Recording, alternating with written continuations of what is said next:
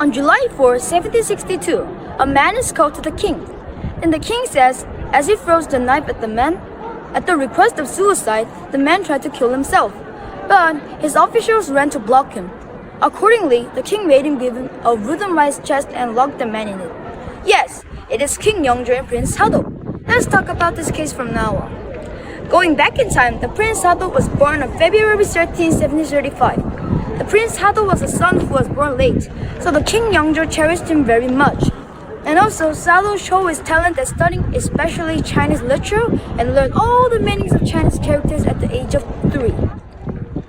However, as Sado grew older, he gradually fell into martial arts rather than studying, and King Yeongjo began to scold him more and more. After continuing to be scolded, the Sado eventually gets a mental illness and goes completely crazy. When he wearing clothes, his skin was touched by clothes, he immediately takes out a knife and kills the servant who was dressing him. Eventually, the Sado's strange behavior was informed to the King Yeongjo by his servants.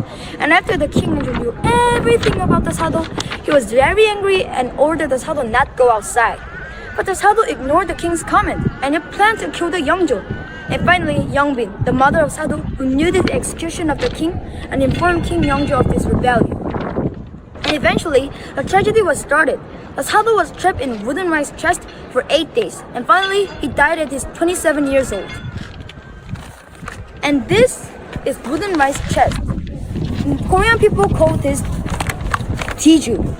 And when I saw Sado's story, I really want to be in Tiju. So, when I was going to Gwangju, my grandfather's house, there was a Tiju. So I stayed in here for 1 hour, and it was really uncomfortable and really hard to see and hard to breathe.